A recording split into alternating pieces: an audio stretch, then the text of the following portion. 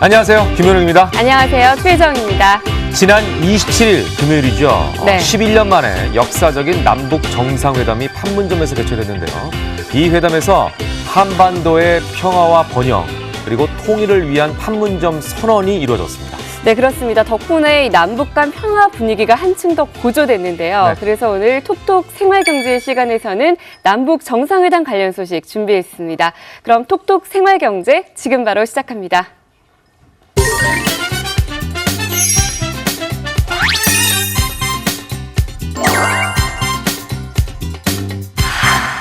톡톡 생활경제 함께할 분 정철진 칼럼니스트 나오셨습니다. 어서 오십시오. 네, 안녕하십니까. 네. 네, 지난 27일 11년 만에 남북 정상회담이 개최됐는데요. 기대 이상으로 아주 훈훈한 결과를 낳았죠. 그렇습니다. 4월 27일 지난주 금요일이었는데 엄청나게 많은 시간이 흐른 것 같은 느낌도 받고 네. 참 많은 일들이 빠르게 진행됐고 있구나 뭐 네. 이런 생각도 들게 되는데요. 맞습니다. 조금 이따 하나씩 살펴보겠지만은 뭐 종전선언이라든가 비핵화에 대한 큰 틀에서 합의들 굉장히 결실 있는 또 그런 합의들도 많이 나왔습니다. 네. 자, 뭐 여러 가지 합의들이 나왔는데 그 중에서도 이제 우리가 가장 관심 있는 부분이 또 경제적인 분야에서의 어떤 성과들 아니겠습니까? 네, 그렇습니다. 예. 자, 관심이 매우 높아지고 있습니다. 이 부분에 네. 대해서도. 그러니까 현재 이제 남북 경협, 남북 경제 협력 같은 경우에는 조금의 이제 한계가 뭐냐면 이제 북한이 핵 관련 미국뿐만이 아니라 유엔 안보리의 경제 제재를 받고 있습니다. 그렇기 때문에 구체적으로 뭐 투자라든가 교육이라든가 이런 것들을 언급할 수는 없었지만 이번에 합의 내용들을 잘 보면 지난 2007년이었죠. 네. 노무현 정부 때 맺었던 14선언의 그 경제협력, 그러니까 남북 경협 부분들을 상당히 계승을 해서 아마도 경우에 따라서 빠르게 저 남북 경협들이 구체화되고 추진될 수 있겠다. 그렇다면 우리는 또 뭘 준비해야 될까? 그것들을 이번 시간에 집중적으로 이야기를 나눠보도록 네. 하겠습니다. 예, 그럼 먼저 이번 판문점 선언의 주요 내용부터 좀 짚어주시죠. 네, 이제 큰 틀에서 한 6가지 정도를 이야기해 볼 수가 있는데요. 네, 이제 네. 2가지는 바로 비핵화와 종전. 이것이 양대 축입니다. 그러니까 네. 비핵화를 통한 핵 없는 한반도를 실현하겠다. 종전선언과 평화 구축. 저게 굉장히 중요한 이슈고요.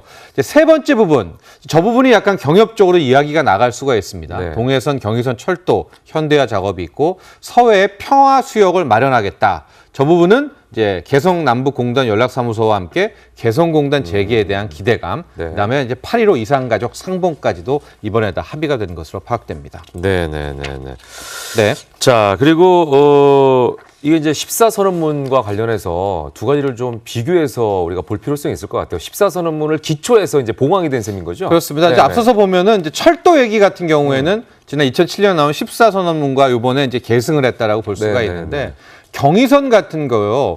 우리가 지금 많이 생각하는 게 경의선 우리 서울하고 네네. 신의주 예. 생각하겠지만 이미 경의선이라든가 동해선 철도는 놓여져 있죠? 놓여져 있고 예. 가기만 하면은 됩니다. 네. 특히 이제 북한도 표준계를 쓰고 있기 때문에 그대로 가긴 갈 수가 있는데 하지만 저기처럼 이제 비용 얘기가 나오는 것은 왜 그러느냐? 시대가 바뀌었잖아요. 그렇죠. 단선 철도를 가지고는 뭐 갈래야 갈 수가 없으니까 네. 복선화한다든가 현대화한다든가 이제 비용들이 많이 들고 아마도 그 현대 그 작업들에 대한 돈들이 얼마나 들 것인가에 대한 이야기가 많이 나오고 있는데요. 네네네. 또 하나 약간 긍정적인 것은 우리가 다시 저렇게 철도를 복선하거나 현대화할 때 그냥 자본주의 사회 같은 경우에는 그 땅의 보상 문제들이 맞아요. 이게 예. 굉장히 심각하지만 예. 북한은 이런 문제가 네. 의외로 좀 깔끔합니다. 그래서 네. 10조 원 내에서도 아. 다시 이 복선화와 현대화 작업이 있을 것 같아서 네. 사업적으로는 역시 이 철도 쪽에 대한 이야기가 네. 제 생각에도 가장 먼저 언급이 될 것 같은데 참고로 말씀드리면 이게 이제 복선되고 현대화 되잖아요. 서울에서 평양 몇 시간인 줄 아십니까? 얼마예요? 1시간. 와. 그래서 서울에서 평양 가고 평양에서 두 갈래로 나뉘는 겁니다. 네네. 하나는 러시아 위로 쭉 가게 되고 또 하나는 중국 쪽으로 빠지게 되니까 네네. 이제 우리나라에서 철도로 정말 잘 된다면 예. 유럽까지도 그대로 중국을 통해서 갈 수도 있는 그런 첫걸음을 뗐다 이렇게 보시면 될 것 같아요. 그동안은 사실 우리가 유럽이나 중국 쪽으로 갈 수 있는 방법이 항공편, 배 타고 내지는 가는가요? 배밖에 네. 그렇죠. 없었는데 이제 육로를 활용할 수 있다는 게 네. 우리가 생각했던 어떤 큰 성과 네. 중에 하나가 아닌가 하는 생각이 드는데 지금 이제 도로와 철도 얘기를 했습니다만 이 관련 내용은 문재인 정부의 100대 국정 과제 중에 하나죠. 한반도 신경제 지도 구상과 같은 맥락에 놓여 있다라고 볼 수가 있지 않을까요? 네. 우리가? 아마도 우리 이제 시청자 여러분들 이 지도 굉장히 많이 보게 될 것 같고요. 네. 투자하시는 분들도 이 한반도 신경제 지도가 중요하고 뭐 학생들도 중요할 것 같은데요. 한반도 신경제 지도 크게 세 축을 생각하시면 됩니다. 네. 동해 쪽으로 내려오는 것은 동해 쪽의 에너지 자원 벨트를 구축한다. 예. 서해 쪽에는 산업입니다. 산업, 물류. 그다음에 어업 쪽도 함께 다루게 되고요. 또 하나 DMZ 있는 저 비무장지대에는 환경 관광 벨트가 조성된다라고 해서 네. 크게 세 축으로 진행이 되겠구나. 이쪽은 에너지, 왼쪽 서해안 쪽은 산업, 물류, 그다음 DMZ는 관광. 이렇게 생각을 하시고 하나씩 파악을 해보면 될 것 같은데요. 네. 먼저 동해권 에너지 벨트를 보시면은 쭉 타고 올라가면 어디로 갑니까? 러시아까지 갈 수가 있는. 그러네. 낮은 지금 왜 지나서 멈춰 블라디보스토크이네. 있는데 낮은 핫산 프로젝트를 예. 생각하시면 될 것 네. 같아요. 러시아의 천연가스라든가 또 북한에 워낙 많은 지하 자원이 있지 않습니까? 네. 그것이 우리 쪽의 동해권으로 함께 타고 내려오는, 즉 동해권의 이제 에너지 자원 벨트를 통해서 이제 우리가 나아가서는 러시아의 원유까지도 수입할 수 있는 라인이 되고 있어서 네. 동해 쪽 라인에서는 에너지 자원 벨트를 또 머릿속에 두시고 생각하시면 될 것 같습니다. 예. 네, 그렇다면 서해안 산업물류 교통벨트는 어떤 건가요? 서해안 쪽을 쭉 타고 가시다면 뭐가 확 눈에 띕니까? 바로 개성공단 아닙니까? 맞아요. 그러니까 서해 쪽은 산업 물류의 벨트인데 핵심은 일단 개성공단의 이제 재개 여부를 확인하시면 될 것 같은데요. 네. 개성공단 같은 경우에는 지금 멈춰선 지가 한 2년 정도 됐죠. 2016년에 멈춰섰기 때문에. 그러나 개성공단에 대한 이제 부활, 재개 움직임이 아마 남북 경협에 가장 처음 이제 시발점이 되지 않을까 보여지는데요. 네네. 개성공단의 처음은 옷 같은 네. 경공업 정도였었는데 우리가 큰 틀에서 남북 경협을 좀 추진하려는 것은 중공업까지는 나아가야 됩니다.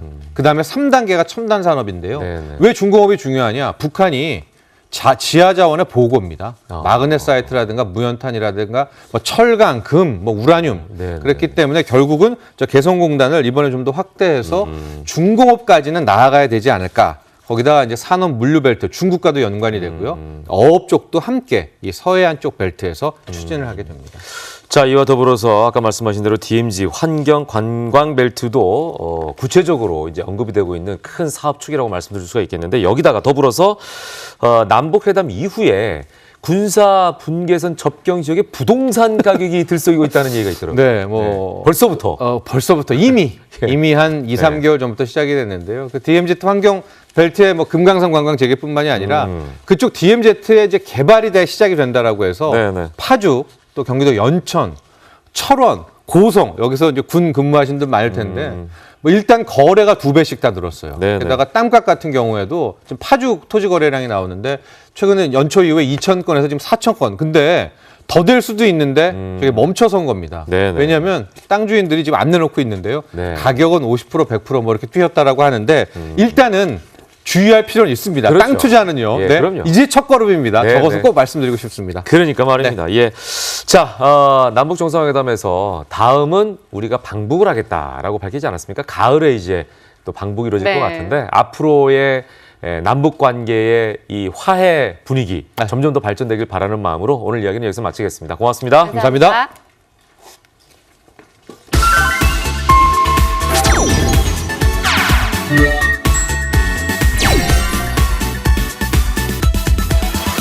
자, 경제 이야기에 이어서 이번에는 문화 이야기로 좀 넘어가 볼까 합니다. 네, 네. 이번 남북 정상회담 덕분에 남북 관계가 급진전되면서 앞으로의 남북 관계, 세계의 관심이 다 쏠리고 있죠. 네, 그렇습니다. 하지만 이 한민족이 분단 상태로 지낸 지 벌써 65년이나 지났기 오래됐네요. 때문에 예. 진정한 화합을 위해서는 아무래도 이 문화적 장벽을 뛰어넘어야 되지 않을까 싶습니다. 그렇습니다.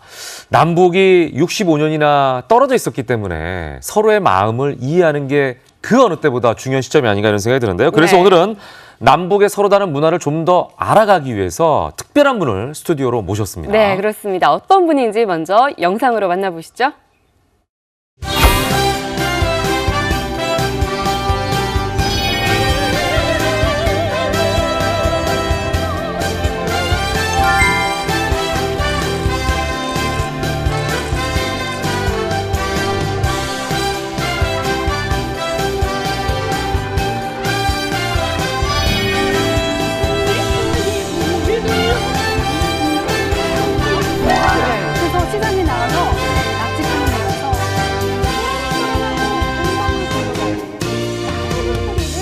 네, 탈북 방송인 한서희 씨를 저희 스튜디오에 모셨습니다. 여러분 박수로 맞아주시기 바랍니다. 어서 오십시오. 어서 오세요.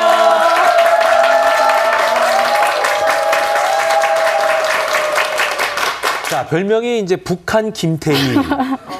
정말 아름다우시네요. 그만큼 굉장히 미인이시고 추혜정 씨하고도 좀 닮은 것 같기도 하고요, 두 분이. 아, 그런가요? 자, 오늘은 어떤 이야기를 들려주실 건가요?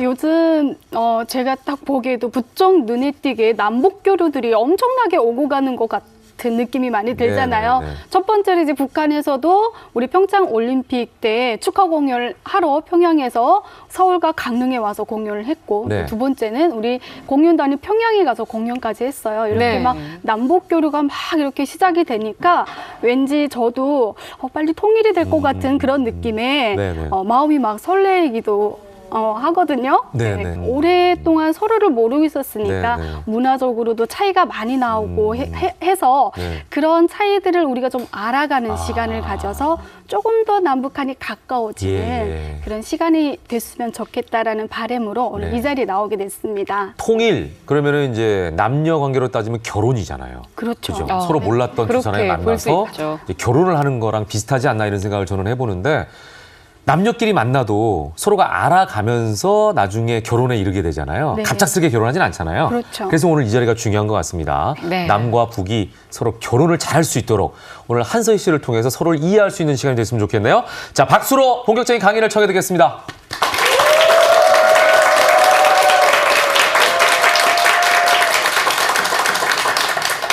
오늘 강연에 앞서서 제가 우리 한민족이라는 공통점을 좀 찾고 또 그걸 이제 공감하기 위해서 사진을 좀 준비했거든요. 네. 한번 사진 먼저 좀 보도록 하겠습니다.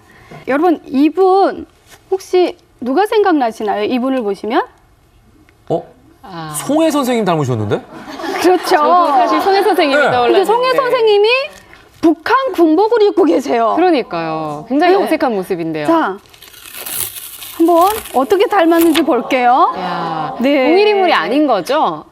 동일 인물 아닙니다. 어떻게 이렇게 닮을 수가 있지? 아, 북한에 실제로 간부신 거죠? 예, 그렇죠. 오. 도플갱어 수준인데요. 네. 와. 어때요? 생김새가 비슷하죠? 네. 또 있어요. 네. 이분만 아니에요. 네. 아마 뭐 아, 닮은 사람들이 찾아보면, 있다는 얘기죠? 예, 우리 김현욱 아나운서님이랑 닮으신 분들도 아마 있을 아니, 일단 거예요. 오늘 한서희 씨는 추혜정 씨랑 닮았잖아요. 아, 제가요? 감히 제가 예. 부끄럽습니다. 예, 아니, 네. 실제로 저도 부끄럽습니다. 잠깐만요, 이번에는. 네, 이분은 예능에 많이 나오시던 분이잖아요. 아, 박지성 씨 아닙니까? 네?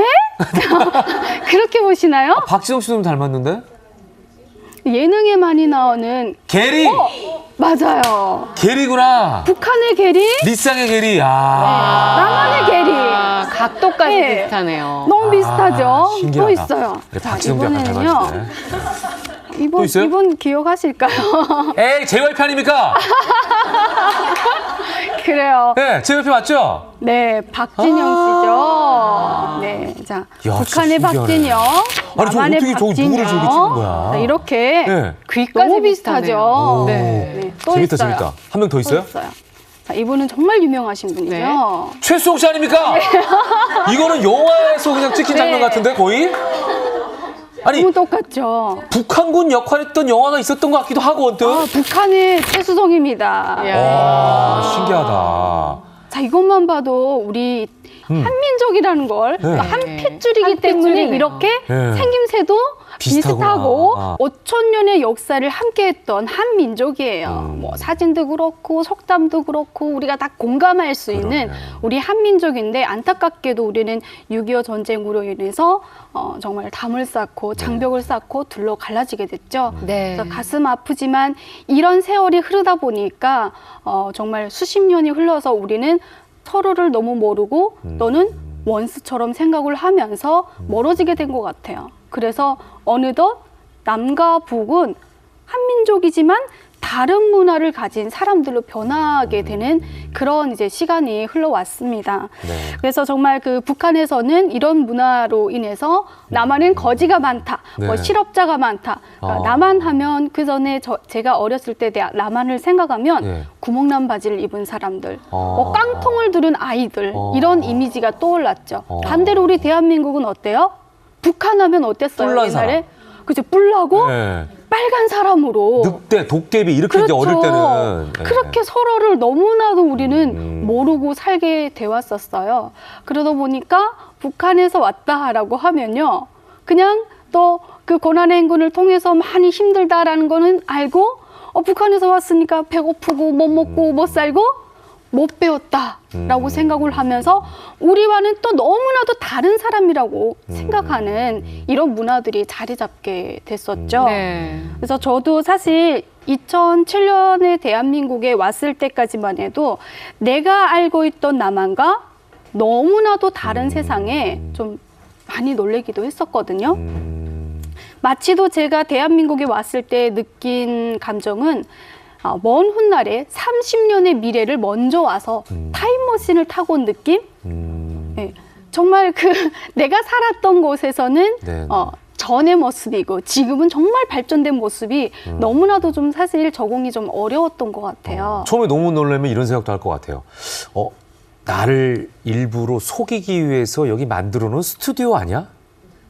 이런 거 있잖아요. 마치 네. 그럴 정도로. 우리가 가면은 평양의 모습만 우리는 네. 화면을 통해서 보잖아요. 네. 그러면은 평양의 좋은 모습들만 보여주는 것처럼 네. 처음 대한민국에 왔을 때, 야, 나를 어떻게 교화시켜 보려고 내지는 나를 감동 주려고 좋은 모습만 보여주는 거 아니야? 이렇게 착각할 수도 있을 것 같아요. 그렇죠. 처음에. 그래서 그런 모습도 네. 중요하지만 사람들의 말투였어요. 아. 너무나도 다정하게 너무나도 정말 친절하게 하는 말투에 네. 이 사람들이 일부러 우리가 북한에서 왔다고 친절하게 일부러 하는 것이 아닌가 오해도 하기도 했었습니다. 예. 그래서 네. 가장 중요하게 이 대한민국에서 살아가는데 이게 문화적으로 많이 차이가 나다 보니까 언어가 너무나도 이제 달라서. 차이가 나고 하다 보니까 오해도 많이 생기기도 했던 것 같아요.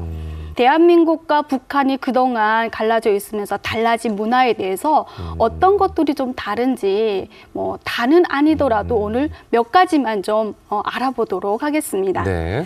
자, 그럼 먼저 첫 번째로 제가 대한민국에서 또는 지금 현재 탈북민들이 가장 이 대한민국에서 어려웠던 문화 하면 꼽는 것이 아까 얘기했던 것처럼 언어 문화였는데 언어, 말. 이 언어에 대해서 한번 알아보도록 네. 하겠습니다. 근데 그 전에 한서희 씨께서는 굉장히 말을 다정다감하게 하셔서 전혀 억양이 안 남아있다 이런 생각까지 들거든요. 어떻게 네. 고치셨어요? 저도 사실 저는 학원 처음에 진짜 네. 학원이 있으면 다니고 싶을 정도로 너무 안타까웠어요. 이 평양 말이 쉽게 고쳐지질 않는 거예요. 그래서 정말 어렵게 저는 그 라디오를 많이 들으면서 공부를 하고 예. 흉내를 내면서 예. 이 서울 말에 조금 이제 적응을 하기 시작을 했고 그 이외의 말이 또 사투리를 들으면 또 막 무슨 말인지 혼미해지기 그렇죠. 시작하더라고요. 그럴 수 있죠. 예, 알아 못 듣겠더라고요. 예. 물론 뭐 억양도 다르지만 예. 또 쓰는 단어들조차도 많이 맞아요. 뜻이 달라요. 네. 예. 자, 그럼 우리 한번 사진 한번 좀 볼게요. 북한 단어와 남한 자, 단어가 나오네요. 네. 일단 북한 저기 단어가 단어, 나와요. 남한 단어인데요. 예. 예. 문지기, 우리 아, 축구할 때, 예. 스포츠 할 때 예. 골키퍼라고 하잖아요. 예. 그러니까 우리는 문지기. 영어를 많이 쓰는데 북한은 그거를 순화시켜놨다고 볼 수가 있겠네요. 골키퍼는 외래어를 문지기, 되게 많이 쓰더라고요. 맞아요. 대한민국은. 골키퍼는 문지기, 노크는 송기척, 네. 도넛은 가락지빵, 귀엽네요. 라면은 꼬부랑국수, 네. 거위는 계산이. 이 거위가 그 동물 거위인가요? 네, 계산이. 그걸 계산이라 그래요? 네. 이거 완전 다르네요. 저희는 거의라는 얘기를 대한민국에서 처음 들었어요. 오. 아니, 그런 속담 없나요? 계산이 고기 먹었니? 막 이렇게 꽥꽥거리는 사람을 목소리가 꽥꽥거리잖아요. 그럼 계산이 고기 먹었니? 이렇게 표현을 전혀 못 알아듣겠네요. 그렇죠. 네. 네. 우리 조금 좀 쉽게 생각하면 우리가 제주도 갔을 때 그들이 그렇죠. 쓰는 사투리, 또 북한 사투리라고 생각을 좀 하면 될 것 같아요. 네네네. 정말 전혀 다른 게 있어요. 뭐예요? 자, 이 지금 두 개 중에 예. 둘 다 낙지라고 되어 있거든요. 예. 네. 어떤 것이 과연 낙지일까요? 그럼 오른쪽이 낙지네요. 오른쪽이 우리가 알고 있는 낙지죠. 네. 예. 이 낙지에 대해서 에피소드가 있어요. 사실 북한에서는 낙지라고 하면 여기 있는 이 오징어. 낙지를 오징어를 낙지라고 부르고요. 그래요? 남한에서 오. 부르는 낙지를 북한에서는 오징어라고 아, 불러요. 그래요? 네. 정반대네요. 아니 왜 이름을 이렇게 완전히 반대로 했을까 이거는? 그렇죠. 저희가 대한민국에 처음 왔을 때 네. 엄마께서 우리 가족이 다 대한민국에 왔으니까 저희 아빠께서 북한에서 정말 평소에 좋아하시던 해산물.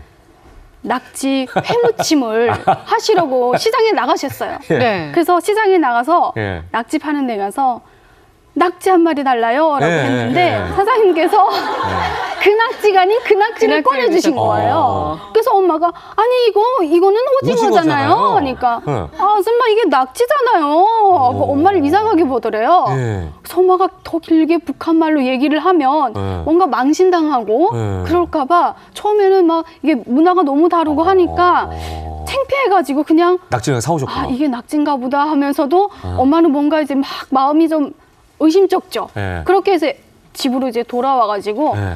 엄마께서 정말 북한에서 듣던 대로 남조선에는 정말 눈 뜨고 코베 가는 사람들이 정말 많더라.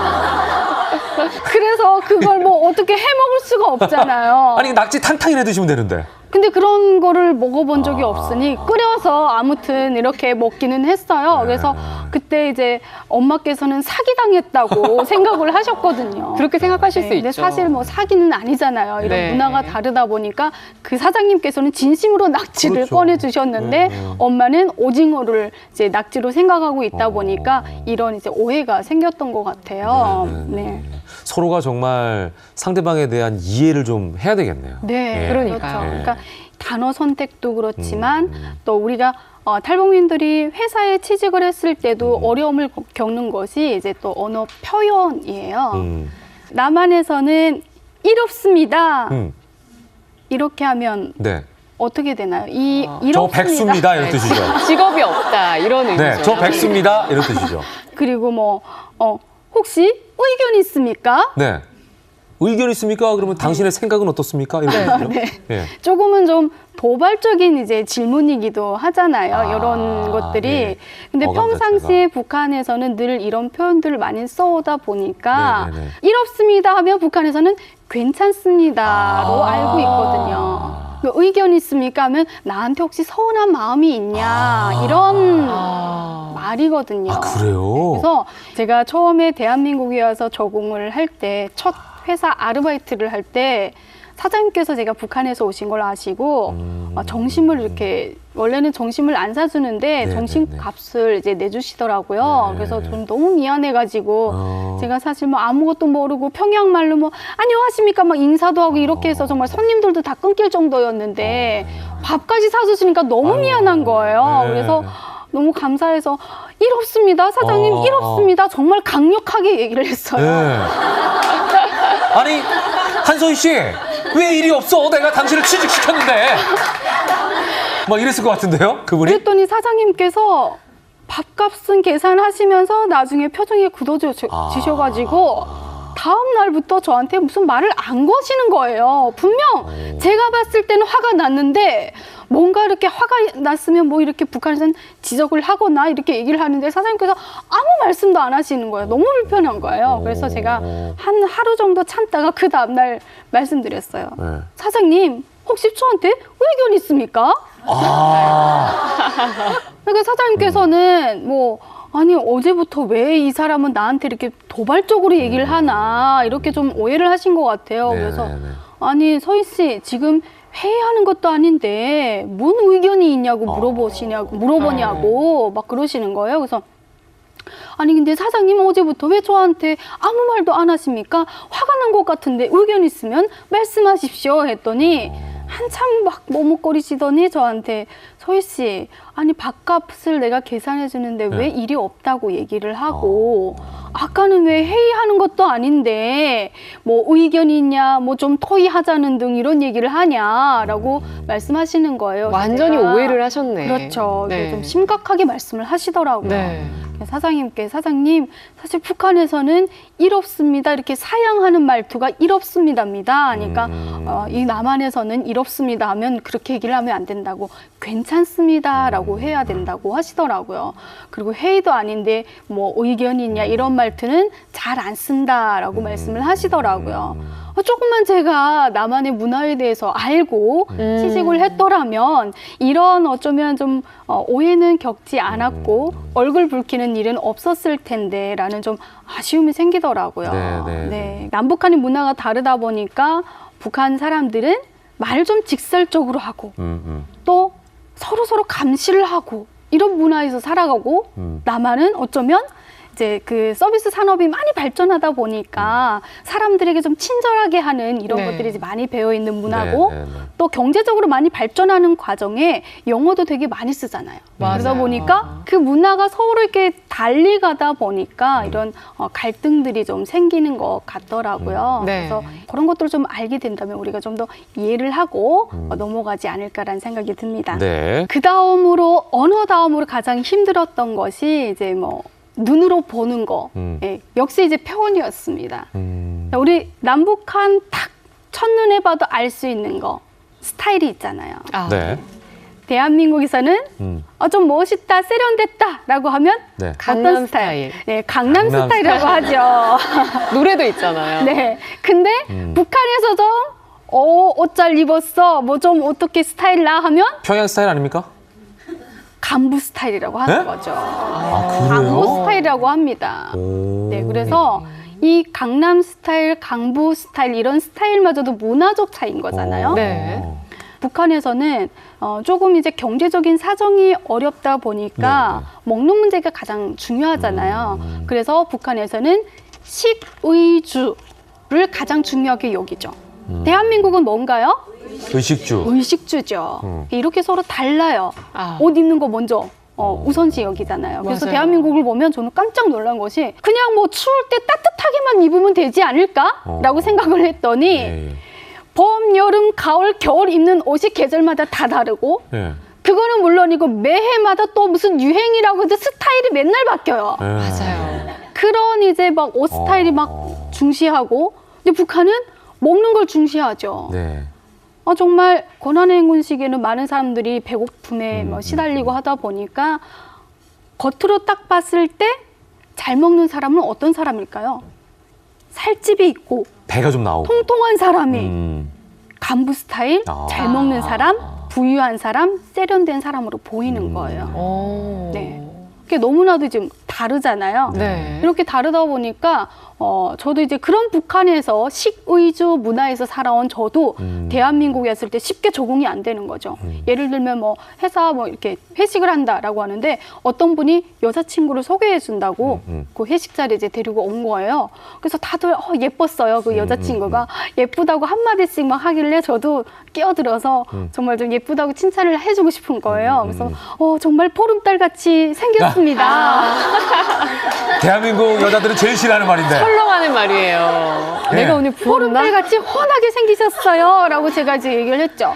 그리고 남자분에게는 남자친구도 정말 간부 스타일처럼 생겼습니다. 엄청난 칭찬인데. 그랬더니 분위기가 좀 싸해지는 거예요. 그래서 좀 당황스러워서 내가 좀 칭찬이 좀 덜했나 싶어가지고 얼굴이 통통하니 너무 이쁩니다. 또 이렇게 얘기를 했어요. 그랬더니 쇠기를 박았네.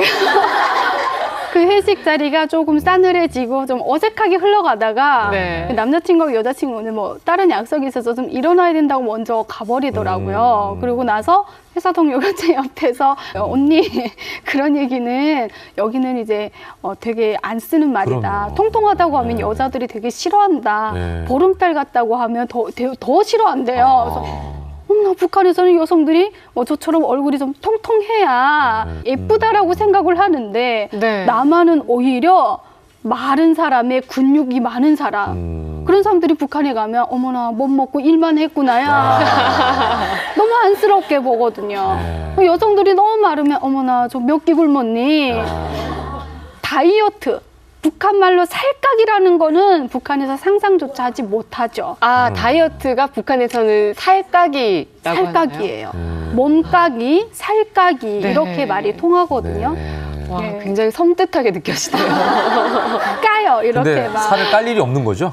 북한에서. 깔 일이 거의 없죠. 근데 네. 최근 들어서 이제 남한 드라마를 많이 보다 보니까 북한에서도 다이어트하는 열풍이 조금씩 생겼는데 그것도 정말 극소수 일부이지 아직까지는 뭐 우리처럼 이제 예. 큰 문화로 이제 자리 잡지는 않고 있습니다. 그러니까 살까기가 북한에서는 신조어네요. 최근에 생긴. 그렇죠. 예전에는 있을 수 없는 단어인데. 네. 예. 그러다 보니까 이렇게 먹는 걸 중시하니까 어때요? 대한민국에 왔을 때 저는 정말 충격을 받은 게 마트 가니까 시식 문화 해서 음식을 공짜로 주더라고요. 네. 어머, 북한 같으면 이거 정말 줄 서서 먹을 텐데 정말 깜짝 놀랐고 가끔 음식물 쓰레기를 버리러 딱 가면 네. 먹을 만한 음식들을 그냥 다 버리는 거. 맞아요. 너무 아깝다라는 생각이 들었어요. 그리고 대한민국에 와서 결혼을 해서 지금 아이를 낳고 살고 있는데 남편과 가장 많이 다투는 문제가 유통기한이에요. 아. 예를 들면 우유 같은 경우 네. 뭐 날짜가 뭐 4월 28일까지다. 라고 하면 냉장고에 넣었는데 4월 28일 지나도 한 3, 4일 지나도 먹어도 제 입맛에는 너무 싱싱하더라고요. 네. 근데 그걸 애한테 먹이거나 제가 먹고 하면 네. 난리가 나죠. 난리가 나는 거예요. 네. 유통기한 지난 걸 왜 먹냐고. 네. 사실 뭐 썩지 않고 상하지 않았으면 먹어도 되는데 그걸 자꾸 버리라고 하니까 안타깝더라고요. 그리고 또 뭐 북한이 이제 전기가 부족하다 보니까 늘 이제 어둠 속에서 사는 게 습관이 됐어요. 그래서 화장실을 갈 때도 저는 불을 잘 안 켜고 이렇게 화장실을 가기도 하거든요. 그러니까 남편이 처음에는 왜 불을 안 켜고 도대체 깜짝깜짝 놀라는 거예요. 어두운 데서 벌컥 문 열고 나오면 놀라는 거예요. 네. 그러더니 어느 날 남편도 어두운 곳에서 곧잘 자라더라고요. 적응이 되셨네요. 네, 적응이 됐나 봐요. 그래서 아직까지 그런 문화적 차이로 지금도 네. 갈등을 또 겪고 있습니다. 네. 부부끼리 지금 얼마 사셨죠? 이제 7년 7년 사셨는데도 아직까지 문화적인 차이가. 그렇습니다. 모든 이제 문화적 차이가 서로 이제 살아온 것이 다르다 보니까 갈등도 겪고 하는데 이것 역시 우리가 조금 더 그 사람들의 문화를 알고 좀 같이 이제 이해를 한다고 하면 뭐 역시 이것도 큰 문제가 될 것 같지는 않아요. 그리고 또 이제 우리 이제 남과 북 가면 가장 먼저 떠오르는 교류가 문화 문화교류죠. 스포츠 예. 뭐 이런 문화 교류잖아요. 거기서 이제 음악으로 우리 남과 북이 좀 하나가 되는 그런 걸 많이 또 느끼기도 하죠. 사실 북한의 음악과 남한의 음악은 장르가 너무나도 달라요. 아시죠? 네네. 남한은 정말 그야말로 사람의 감성 중심의 음악이다라고 네. 하면 북한은 당 정책을 관철하는 사상성의 음악이라고 볼 수 있습니다. 그래서 예술인들은 노래를 한다라고 하면 저는 당의 목소리를 주민들에게 노래로 전달하는 사람이에요. 대변하는 사람. 그렇죠. 그리고 우상화를 노래하는 사람. 이렇게 어쩌면 그 사회에 맞는 이런 음악을 주로 많이 하다 보니까 노래 목소리도 이렇게 또랑또랑하고 음방을 굴러가는 맑은 소리를 노래를 잘하는 목소리, 예쁜 목소리라고 생각을 하고 있는 거죠. 근데 대한민국은 어때요? 그냥 자연스러운 소리, 감성을 울릴 수 있는 목소리면 어떤 목소리든 다 노래 너무 잘해 라고 이제 느끼게 되잖아요. 네. 창법도 북한은 박력 있게 선전을 해야 되다니까 박력 있고 네. 힘 있게 탁탁탁 박자를 맞춰서 하고 노래도 이제 곡보다는 가사를 더 중요시 여기거든요. 가사의 사상성을 더 중요시 여겨요. 근데 대한민국은 곡도 얼마나 멜로디. 자유롭고 예. 그렇죠. 그리고 또 가사도 얼마나 내 마음에 와닿아요. 맨날 나만의 노래는 사랑인 것 같아요. 사랑이 없으면 노래가 주제가 어떻게 만들어지지가 않더라고요. 네. 그래서 이런 것들이 좀 많이 차이가 있다 보니까 네. 우리가 이제 남북한 주민들이 서로 남한 공연, 북한 공연을 봤을 때 좀 공감이 안 되는 부분들도 있죠. 평창 올림픽 때 공연을 보면 되게 이제 사람들이 북한 사람들이 우리가 봤을 때는 저 사람들 표정이 왜 저래 하지만 지금 보면 예전에 우리 공연단이 북한에 갔을 때 공연한 것과 비교하면 많이 그래도 표정이 부드러워지고 많이 호응을 하는 그런 모습이라고도 볼 수 있습니다. 네. 네. 그러다 보니까 우리 남한에서 옛날에 베이비복스가 가서 막 공연했잖아요. 네네. 북한에서. 그때 저희는 어머나 망측하게 저게 뭐니? 막 이러면서 엄청나게 좀 이렇게 비난식으로 우리와는 너무나도 다른 문화의 공연이다 보니까 받아들이지를 못했었죠. 네. 북한 주민들이 이 남한의 문화를 그동안 많이 받아들이지 못했는데 네. 이 남한 드라마를 통해서 조금씩 이제 변화하기 시작을 했었어요. 90년대 중반부터 시작해서 북한에서는 우리 남한 드라마를 몰래 남한 드라마를 이제 시청을 하면서 많이 이제 남한 문화에 대해서 조금씩 이해를 하기 시작을 했던 것 같아요. 그러면서 이제 90년도에는 저도 이제 기억이 나는 거는 남한 음악 하면요. 최진희 선생님의 사랑의 미러. 이 노래는 뭐 북한의 뭐 너 남한 노래 아니? 하면 다 사랑의 미러예요. 그래서 탈북민들이 대한민국에서 회식할 때 남한 1순위가. 노래 부르는 1순위가 사랑의 미러예요. 그 얼마 전에 모르는 사람 없어요. 평행경은 가가지고 최진희 씨가 직접 부르셨잖아요. 맞아요. 네. 감동의 무대였죠. 그렇죠. 네. 그래서 이렇게 뭐 최진희 선생님 노래를 막 조금씩 부르고 최진희 선생님의 목소리가 대표적인 남한의 음악이라고 생각을 하고 있었죠. 그러다가 이제 드라마가 들어오니까 사람들이 막 달라지기 시작한 거예요. 뭐 천국의 계단, 뭐 가을동화, 겨울연가 이런 드라마를 보니까 막 눈이 뒤집히는 거예요. 아니 우리는 남한에 거지가 많다고 했는데 무슨 거지들이 다 흰쌀밥을 먹고 사니? 너무 놀라운 거예요. 다 차가 있어요. 이런 이제 문화들을 보면서 충격을 받게 되고 많은 사람들이 남한에 대해서 그래도 드라마를 통해서 많이 알게 되는 그런 시점이 됐던 것 같아요. 네. 드라마가 굉장히 좋은 매개체가 됐네요. 그렇죠. 그래서 사실 뭐 남북한이 부르는 또 하고 있는 음악의 내용은 또 다르기는 하지만 우리 남북한 주민들이 함께 부르고 그걸 이제 함께 공감하면서 또 추게 된다면 좀 더 가까워지는 음악적 교류가 되지 않을까라는 생각이 또 듭니다. 네, 더군다나 음악의 장르 자체가 네. 굉장히 풍성해지겠네요. 네, 예. 그렇죠. 그러네요. 예. 세 번째로 사실 지금처럼 이제 교류를 계속하고 있는데 우리가 교류만 하는 것이 아니라 조금 더 가까이 다가가려면 좀 서로를 좀 이렇게 알아가야 되는 노력이 더 중요하다고 저는 생각하고 있거든요. 그렇겠죠. 네, 지금 뭐 정치적인 부분은 물론이고 또 민간적인 교류를 통해서 좀 더 서울 평양이 아닌 좀 더 깊숙이 우리가 북한하고 좀 들어가서 주민 대 주민이 좀 이제 교류할 수 있는 그런 시기들이 좀 많이 좀 필요하다라고 저는 생각하고 있거든요. 그래서 저는 사실 우리가 좀 더 가까워지려고 하면 노력을 해야 된다고 생각을 하고 있거든요. 그래서 남한뿐만 아니라 북한도 노력을 하고 또 북한도 변화하고 있으면 우리 또 대한민국도 함께 변화하는 그런 모습을 해야 서로가 좀 더 가까워질 수 있다라는 생각이 들거든요. 그래서 지금 첫 번째로 북한은 지금 변화하고 있습니다. 무엇을 통해서? 우리 남한 드라마를 통해서 많은 변화들을 일으키고 있어요. 어떤 변화들이냐면요. 사실 고난의 행군 시기에 이 대한민국에 탈북한 사람들은 그야말로 배고파서 탈북한 사람들이 대부분이었어요. 그런데 2000년도 중반에 들어서서부터는 배고파서가 아니라 이 남한 드라마를 보고 뭐 천국의 계단 하면 권상우 같은 남자, 남한에는 다 권상우 같은 남자가 있어 라고 생각을 하고 네네네. 그냥 뭐 길 가는 남자도 권상우 씨가 떠오르는 거죠. 정작 우리도 여기서 잘 못 보는데. 네, 그렇죠. 예. 그래서 남한 남자, 야 내가 여기서 이렇게 살 바에는 그래도 저기 가서 목숨 걸고 가더라도 네. 저렇게 멋있는 삶을 한 번 살아보고 싶다라는 용기를 주는 드라마가 바로 우리 대한민국의 드라마였어요. 그래서 이런 한류 열풍으로 인해서 막 탈북이 이어지고 있었죠. 근데 최근 들어오는 그 탈북 청소년들에게 네. 너는 왜 탈북했니? 물론 탈북의 동기들은 여러 가지가 있습니다만 네. 그 위험한 길을 가기 위해서 용기를 심어주는 가장 중요한 단서들이 있거든요. 네.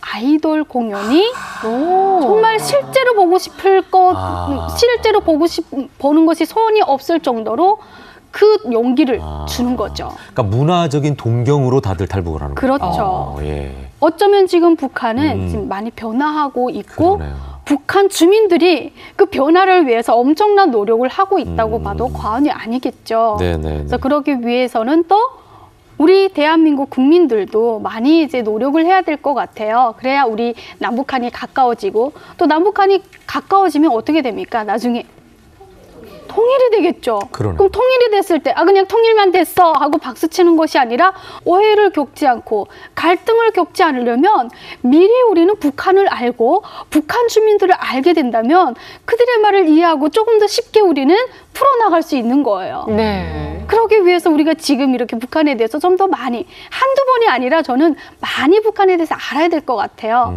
문화로 하나 되는 남과 북이라는 주제를 통해서 네. 우리가 통일을 준비하기 위해서는 북한 사람들의 마음을 이해할 줄 아는 네. 네, 그런 노력이 필요하다. 그렇죠. 이런 말씀을 해주셨습니다. 그러니까 여기에 대해서 혹시 궁금한 사항들이 있으시면 질문 몇 개만 좀 받아보는 시간 갖도록 하겠습니다. 네. 예.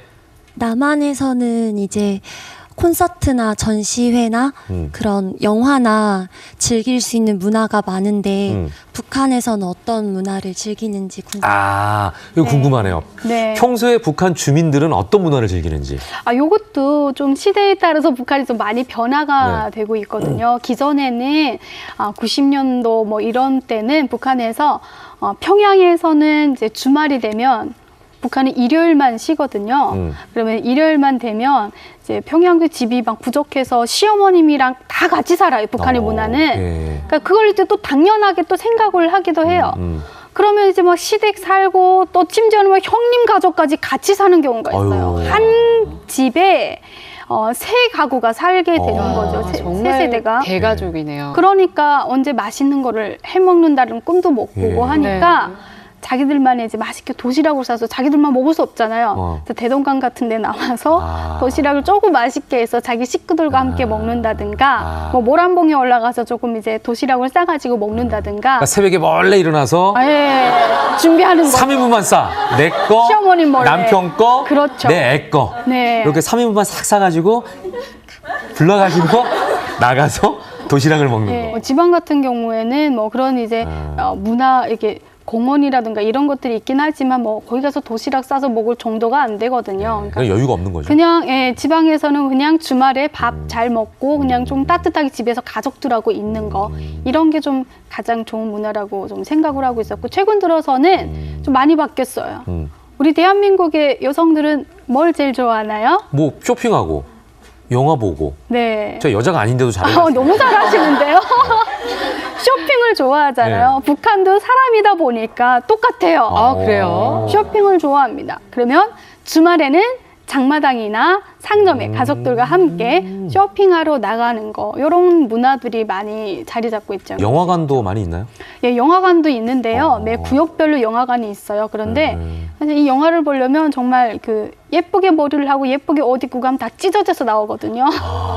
사람이 너무 많아서 막 자리도 지정석이 아닌 먼저 들어가서 앉는 사람이 임자예요. 그러니까 막 달리기 해서 먼저 가서 딱 앉아야 되고 막 사람이 막 엄청난 머리 다 헝클어지고 이렇게 되거든요. 연인들이 뭐 평양 사람들이나 영화관 가끔씩 가지 거의 지방에서는 영화관 이런 걸 잘 안 간다고 볼 수 있습니다. 네, 그러네요. 예. 자, 한 분만 더 저희가 질문을 받아볼까요? 네. 이번에 평양 공연 하는 걸 봤는데요. 이번 그 평양 공연 하는 걸 보시면서 남북한의 문화 교류에 어떠한 영향이 있을 것 같다고 생각하세요? 일단은 아까 얘기한 평창 올림픽 때 한번 내려왔었고 네. 우리가 화답하듯이 올라갔고 합동공연도 했잖아요. 네.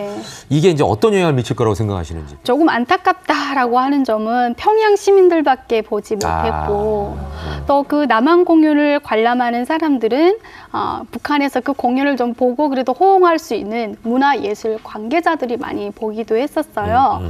또 북한의 문화를 또 유행을 선도하는 사람들이 보다 보니까 그 남한 공연을 직접 보면서 북한에서도 이제 창법이라든가 또 이런 음악적인 스타일들이 좀 많이 변화될 것 같다라는 생각이 들었거든요.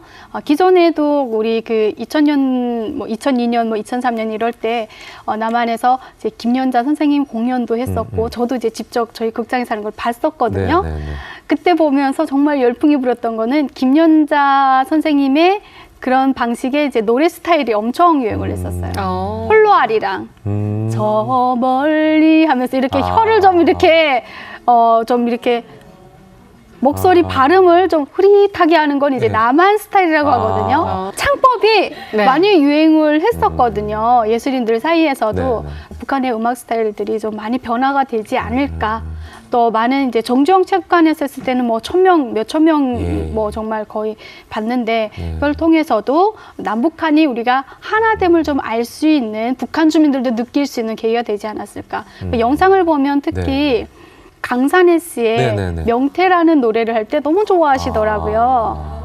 북한 사투리. 네. 우리가 공감할 수 있는 음악을 북한 주민들에게 보여줘야 그들이 아, 우리 한민족이구나 하고 박수를 치지 공감하지 못하는 음악을 보여주면 처음부터는 좀 거부감이 느껴질 수 있거든요. 네. 그런 사투리를 들으면서 야, 저거 비슷하다 야 이러면서 끄덕이기도 하고 또 그 서현 씨의 북한 노래 네네네. 뭐 푸른 버드 나무 나무야 하면서 네. 북한식으로 불렀을 때 북한 주민들이 제일 좋아하더라고요. 맞아요. 네. 그래서 그런 걸 보면서도 우리 한민족이구나라는 걸 좀 느낄 수 있는 시점이 됐었을 것 같고 앞으로 남북 교류를 북한 주민들도 많이 기대를 할 것 같다라는 생각이 들어요. 이게 전체적으로 방송이 되지는 않았지만 지금 말씀하신 대로 본 사람들이 있기 때문에 네. 사람의 입이라는 게 무섭잖아요. 네, 맞아요. 소문이 이렇게 퍼져서 그렇죠. 전체적으로 알 수 있을 것 같아요. 네, 예. 그렇죠. 마지막으로 이거 한번 여쭤볼게요. 이제 지금 남북 화해 무드가 굉장히 무르익어가고 있는 시점이잖아요. 여기에 대해서 전체 탈북민들 입장에서 앞으로 바라보는 이 화해 무대에 대한 생각이라든지 앞으로 통일에 대한 생각들이 어떠신지 이걸로 좀 마무리해 주시면 좋을 것 같아요. 화해 모드 하면 정말 우리 한반도가 평화적으로 가는 거는 저는 정말 찬성을 하고 있고요. 네. 너무 좋은 일이라고 생각하고 있어요. 너무 좋은 노력을 지금 하고 있는 것 같아요. 이렇게 남북한 교류가 많이 이어지고 있으면 통일로 가는 길이 좀 더 가까워져서 저희 탈북민들은 그만큼 지금 저희는 뭐 돈을 수억을 내고라도 우리 고향에 갈 수 없거든요. 맞아요. 예. 그런 이제 아픔을 다 말 못할 아픔을 마음에 품고 있지만 통일이 되면 드디어 내 고향에 갈 수 있고 내 가족을 만날 수 있고 내 친구들을 만날 수 있는 그런 시기가 될 것을 굉장히 기대를 하고 있고 빨리 통일이 와서 우리 대한민국 국민들도 마음껏 금강산, 백두산 여행도 갈 수 있는 길이 열리면 좋겠다라는 의미에서 제가 그리운 금강산이라는 노래를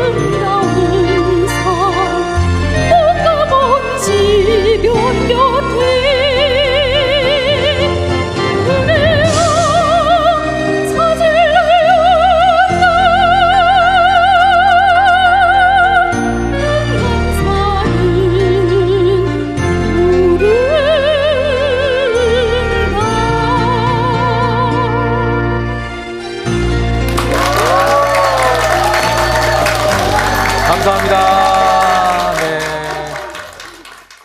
네, 정말 감동적인 강연 함께 했습니다. 네.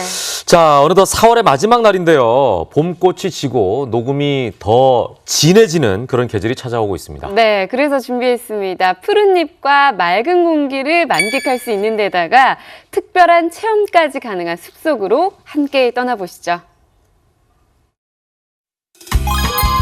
온 세상이 푸른 잎으로 뒤덮이는 봄. 살랑살랑 불어오는 봄바람에 어디론가 훌쩍 떠나고 싶은 계절인데요. 얘들아 이거 봐봐, 이게 산나물이야. 이렇게 입에 바깥쪽으로 이렇게 꺾어서 또 바깥으로 이렇게 꺾어주면 되는 거야. 집에 와서 닦은 다음에 밥을 이렇게 싸서 이렇게 먹는 거야. 그치? 수리야 어때? 모든 근심 걱정일랑 잠시 내려놓고 숲속에서 여유를 만끽해 봅니다. 이렇게 자연하고 한옥으로 해놓은 게 너무 놀랍고요. 그리고 여기 앞에 이렇게 물이 있어서 애기하고 놀기 너무 좋은 것 같아요. 너무 좋아요? 즐거운 추억이 가득한 숲속으로 함께 떠나보시죠. 생생한 자연이 살아 숨쉬는 곳 경기도 양평. 이곳에 아는 사람들만 찾는다는 숨은 명소가 있다는데요. 맑은 공기를 마시며 뛰어놀 수 있는 숲속 캠프장입니다. 작년에 와보고 좋아서 한 번 더 오게 됐어요. 어떤 게 좋아요, 여기가? 일단 공기도 좋고 풍경도 좋고. 보통은 캠핑장들이 거진 공터에 있는데 여기는 이제 산속으로 오니까 아이들도 좋아하고 미세먼지도 좀 덜한 것 같고. 마음껏 뛰어놀 공간도 부족한 것 같고, 그래서 주말 되면 항상 아이들하고 뭔가 해주고 싶었는데 이렇게 캠핑을 시작하게 되면서 이렇게 자연과 함께 할 수 있는 곳에 오게 돼서 너무 좋습니다. 자연 속에서 할 수 있는 특별한 체험도 있다는데요. 얘들아 이거 봐봐, 이게 산나물이야. 캠프장 한켠에 마련된 산나물 공원. 제철 산나물이 가득 심어져 있습니다. 잎에서 마늘 향이 나는 산마늘. 우리에겐 명이나물로 더 알려진 나물이죠. 또 씹으면 씹을수록 소고기 맛이 난다는 눈개순맛까지. 숲속 보물찾기에 흠뻑 빠진 사람들. 자연을 배우는 시간이기도 합니다. 이거 어른 손바닥 반만한 크기를 꺾으면 되고, 이렇게 바깥으로 이렇게 꺾어주면 되는 거야. 아이들이 반찬이 어떻게 만들어지는지 알 수 있게 해줘서 참 좋은 기회인 것 같아요. 아 욕심쟁이 이게 뭐야? 이렇게 세 봉다리나 따고 여기서 또 따고. 딸도 있어요, 딴지. 그래야 먹지. N분의 1이야, N분의 1. 고기. 나 이거 하나야. 이걸 다 따시고 네. 봉지가 없어서 거기 네, 봉지가 없어요. 아, 왜 이렇게 많이 따셨어요? 아, 쟤는 나보다 더 해요. 더 많이 땄어. 이렇게 많이 땄어. 들고 갈 수가 없어서 머플러를 풀었어요. 그래도 이거 다 뭐 하시려고요? 맛있게 이웃과 나눠 먹어야죠, 이 좋은 걸. 숲속에서 만나는 호사랍니다. 그런데 산나물을 이렇게 마구 따도 되는 건가요? 산림법에 산나물 채취가 법으로 금지되어 있습니다. 그렇지만 저희 캠프에서는 이용하시는 우리 고객 여러분들께는 이렇게 우리 산나물을 산에서 직접 채취해서 드실 수 있도록 무료로 제공하고 있습니다. 공짜 산나물에 외국인도 팔을 걷어붙였다는데요. 아니, 여긴 무슨 일로 오셨어요? It's our 10-year anniversary, our wedding anniversary, and we're taking a little trip with the love of our life. 그렇지. 부부의 가장 특별한 날을 기념하기 위해 숲을 찾았답니다. That's mine. It's very spacious, it's beautiful with the flowers, and it's very quiet as well. 얼마큼 따셨어요? 요만큼 보여줘. 요만큼 애기 아빠는 너무 조금 땄죠. 저희는. 이건 저희 애기 거. 삼겹살이랑 구워서 같이 밥도 해서 같이 먹을 거예요. 쌈 싸 먹으려고요. 아빠가 삼겹살 사랑해.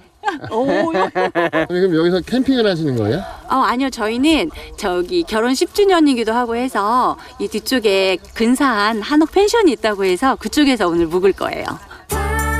숲 한가운데 한옥이 있다고요? 확인을 위해 찾아가 보니 과연 한옥이 여러 채 있습니다. 우리의 전통주택인 한옥에서 근사한 하룻밤을 보낼 수 있다는데요. 이거 한옥이야, 한옥. 집. 그치? 수리야, 어때? 한옥이 생소한 아이와 남편에게 한국의 멋과 정서를 느끼게 해주기 위해 아내가 준비한 깜짝 선물인데요. 와, 수리야, 여기 연못이야. 연못이다. 조상들은 집 앞에 연못과 정자를 지어 사계절의 아름다운 풍경을 감상했답니다. 예나 지금이나 연못을 즐기는 방법은 매 한 가지인 것 같죠? 좋아요. 그러니까 자연하고 한옥으로 해놓은 게 너무 놀랍고요. 그리고 앞에 이렇게 물이 있어서 애기하고 놀기 너무 좋은 것 같아요. 숲을 만끽하다 보면 어느새 해가 저물어 갑니다. 이제야 숙소에 짐을 푼다는데요. 처음 들어가 보는 한옥 펜션. 번듯한 겉모습뿐만 아니라 내부도 깔끔하게 정리된 모습. 거실과 방, 부엌까지 가족이 즐거운 시간을 보내기에 충분한 공간인 것 같습니다. 화장실, 시설도 너무 좋고요. 다 깨끗하고 더군다나 밖에 공기도 맑고 너무 좋아요. 시설이 정말 너무 좋아요. 기대 이상이에요. 숲 속에서 찾은 또 다른 행복입니다. 여기에 맛있는 음식이 빠질 수 없겠죠? 아내가 좋아하는 고기를 잔뜩 준비해온 남편. 고기를 굽는 것도 그의 몫입니다. 사랑을 듬뿍 담아 남편에게 먼저 한 입. 자, 고생했습니다.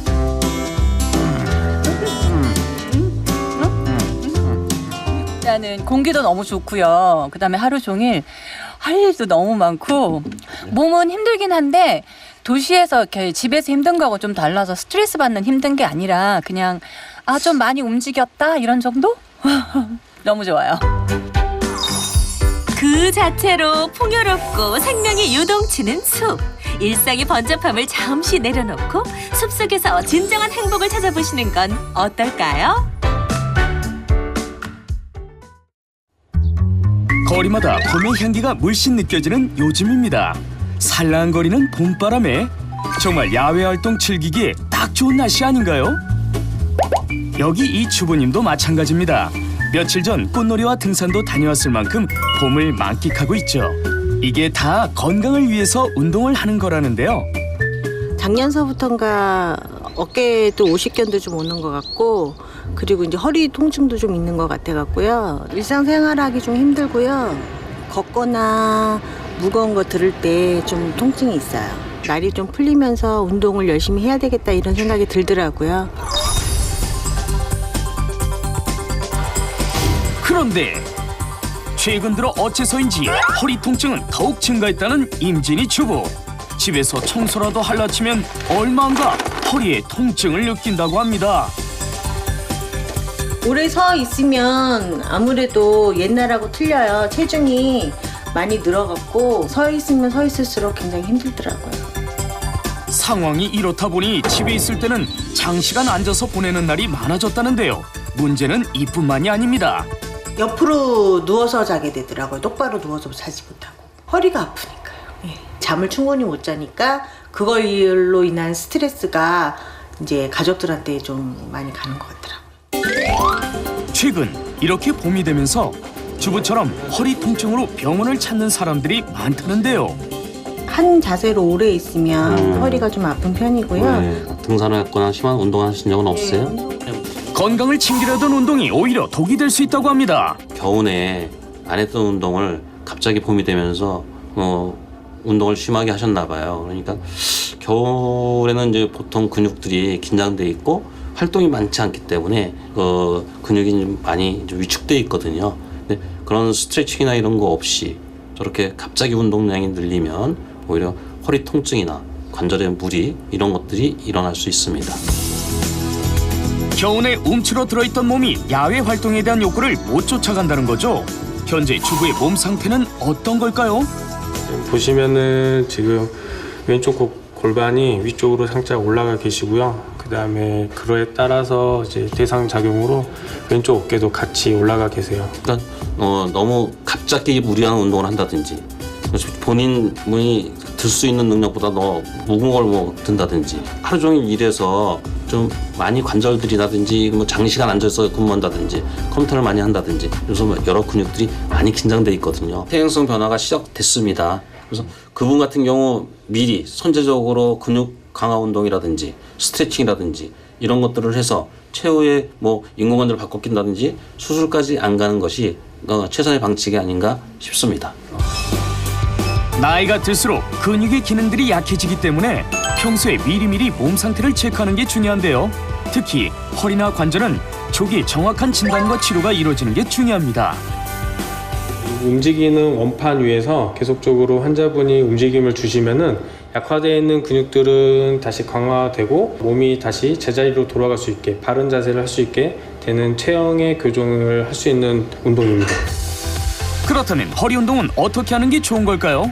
일단 중심 잡기 훈련으로 평소 안 쓰던 허리 근육을 강화시키고 나이가 들수록 약해지는 코어근에 힘을 길러줘야 허리 디스크 등을 예방할 수 있습니다. 그리고 골반과 등 근육까지 함께 발달시켜야 하는데 이런 운동은 중년뿐 아니라 임산부에게도 필수적이라네요. 뼈를 받치고 있는 근육들이 강화되면 그 관절 주변에 있는 주변 근육이라든지 허리 같으면 허리를 잡고 있는 코어 근육이라든지 척추 관절이라든지 무릎 관절이라든지 이런 관절 기능이 설사 나쁘다 하더라도 일상생활하는 데 지장 없고 증상 유발이 굉장히 지연될 수 있습니다. 생활 속에서도 쉽게 따라할 수 있는 운동법이 있습니다. 얼굴은 위로 바라보면서 등을 바닥으로 쭉 내려주는 고양이 자세, 뻣뻣한 배와 허리를 풀어주는 자세고요. 무릎 가슴 닫기 자세도 통증 완화에 좋습니다. 집에 짐볼이 있다면 하루 30분만 투자해보세요. 척추 근육 및 뱃살 빼는 데도 효과적입니다. 수영을 좀 많이 권하고요. 근데 이게 좀 다 수놓잖아요. 그러니까 자전거 타기 이렇게 하면서 약간 관절 운동을 좀 해주면서 걷기 처음부터 많이 할 생각을 하지 마시고 30분 정도 혈액순환을 좋게 해주면서 근육으로 가는 혈행이라든지 여러 가지 관절로 가는 혈행 이런 것들을 원활하게 해주니까 조교, 목욕 이런 것도 굉장히 좋은 방법 중에 하나입니다. 자기 몸이니까 자기가 잘 관리해서 꾸준하게 건강하게 사는 게 제일 좋은 방법이라고 생각합니다. 방치하면 허리 디스크와 하반신 마비까지 올 수 있다는 허리 통증. 평소 무리하지 않은 꾸준한 운동이 필수인 거 아시죠? 이 따사로운 봄날에 가볼 곳이 얼마나 많나요? 매일 튼튼하게 건강 챙겨서 설레는 봄 만끽하시기 바랍니다. 네, 여러분들도 허리 네. 건강 잘 체크하시기 바랍니다. 네, 여러분 스케이트보드가 아시안게임과 올림픽 정식 종목이 된 사실 알고 계십니까? 그래서 처음으로 국가대표 선발전이 있었다고 합니다. 그 현장 네. 함께 하시죠. 스케이트보드 하나로 길거리 곳곳에서 화려한 무대가 펼쳐집니다. 아슬아슬 도로를 누비고 계단이나 난간을 뛰어넘고 화려한 고개나 다름없습니다. 스케이트보드는 8월 자카르타 팔렘방 아시안게임과 2020년 도쿄올림픽 정식 종목으로 채택되면서 위상이 높아졌습니다.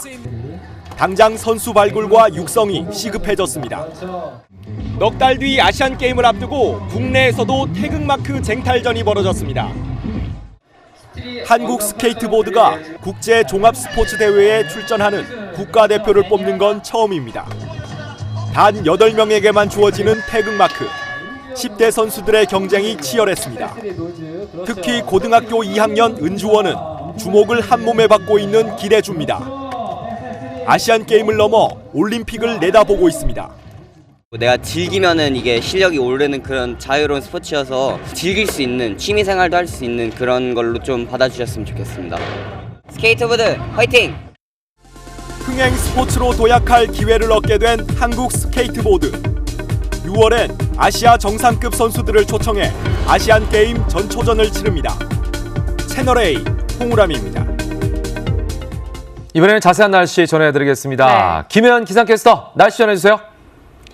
네, 주말 동안 따스하다 못해 낮엔 덥다고 느껴질 정도로 민소매 차림이 어색하지 않았습니다. 오늘도 아침인데도 포근합니다. 현재 상암동은 15도를 보이고 있고요. 낮에는 24도까지 오르겠습니다. 그래도 아침 저녁으로 일교차가 크게 벌어진다는 점은 유의하시기 바랍니다. 오늘은 전국에 가끔 구름량이 많겠습니다. 제주엔 오후까지 5에서 20mm 정도의 비가 내리겠고요. 남해안은 산발적으로 빗방울이 떨어지겠습니다. 외출하실 땐 마스크 필히 챙기셔야 합니다. 현재 전국에서 초미세먼지 농도가 나쁜 단계를 보이고 있습니다. 오전까지는 다소 높게 나타나다가 오후 들어 남부 지역부터 보통 수준을 보이겠습니다. 다만 일부 중부 지역은 밤사이 농도가 높아질 것으로 예상되니까요. 먼지 농도 수시로 확인하시는 게 좋겠습니다. 현재 기온 서울 15도, 강릉 20도, 창원 15도로 출발하고 있고요. 낮에는 서울이 24도, 대구, 안동 27도로 어제처럼 덥게 느껴지겠습니다. 해가 지면 금세 쌀쌀해지니까요. 얇은 겉옷 챙기시기 바랍니다. 수요일엔 전국에 비 소식이 있습니다. 비가 내리면서 고온 현상은 한풀 꺾일 것으로 예상됩니다.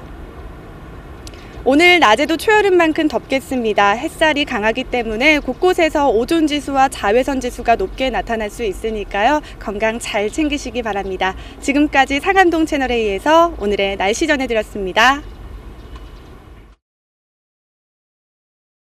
생방송 김현우의 굿모닝 4월의 마지막 날 함께했습니다. 내일 아침도 8시에 찾아뵙겠습니다. 행복한 하루 만드십시오. 고맙습니다. 감사합니다.